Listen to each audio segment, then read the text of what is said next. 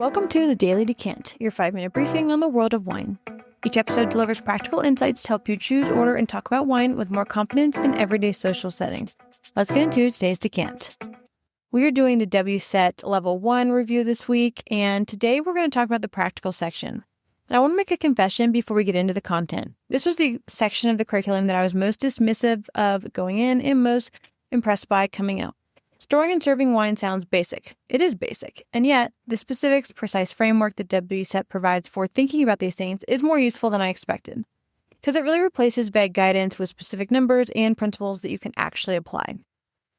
Let's talk serving temperature first, because this is the thing that most directly affects the wine in your glass every time you open a bottle. The curriculum provides specific temperature ranges for different wine styles, and they differ significantly from what most home drinkers do instinctively. Light, delicate whites and sparkling wines. We're looking at 43 to 50 degrees Fahrenheit, well chilled. This is slightly warmer than most fridges, which means you should take these wines out 10 to 15 minutes before serving. Full body whites, we want to serve those lightly chilled, 50 to 55 degrees Fahrenheit. They benefit from being slightly warmer than light whites because they have more texture and aromatic complexity that develops with a little warmth. Light-bodied reds, 55 to 64 degrees, lightly chilled.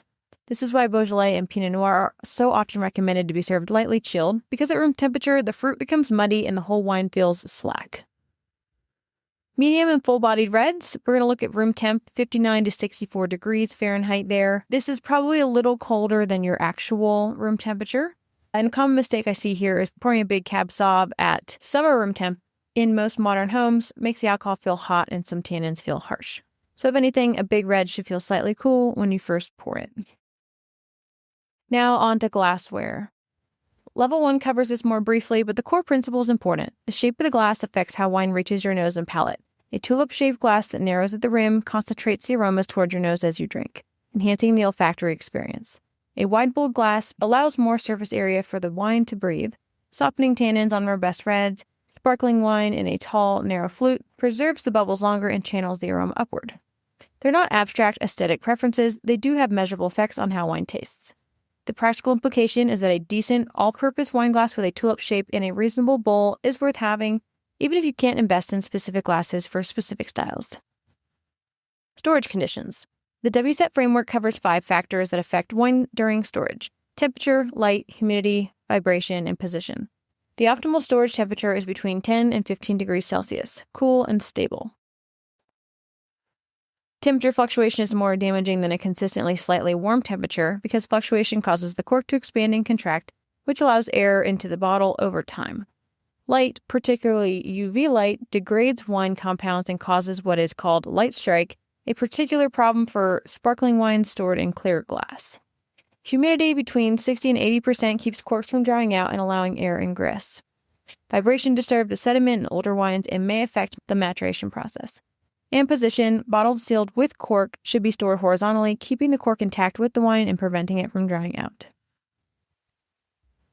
Next, food and wine matching in the WSET curriculum is essentially a formalization of the principles we covered during Wine and Food Week. Weight matches weight, acidity cuts fat and richness, sweetness in wine balances sweetness and spice in food. And the regional principle, what grows together, goes together. What the WSET adds to this framework is a framework for thinking about mismatch, the specific combinations that fail and why. Tannic red wine with delicate fish. The tannins clash with the fish's proteins and create a metallic, bitter sensation. Very sweet wine with savory food. The wine's sweetness overwhelms the food's character. Very acidic wine with very acidic food. The combination can feel harsh. So understanding not just what works, but why it fails makes you a much better improviser in real-world pairing situations. And that confidence comes from understanding the why rather than just memorizing what it is. And I think the most single practical benefit from formal wine education. When you understand the principles, you don't need to look up the answer. You can just reason your way through it. Tomorrow, we'll talk about what Level 1 doesn't teach you and the honest accounting of the gaps. You won't want to miss it. That's today's Daily Cant. If you found this helpful, be sure to subscribe and share with your friends so you can continue building your wine knowledge in just a few minutes a day. We'll see you tomorrow for the next Decant.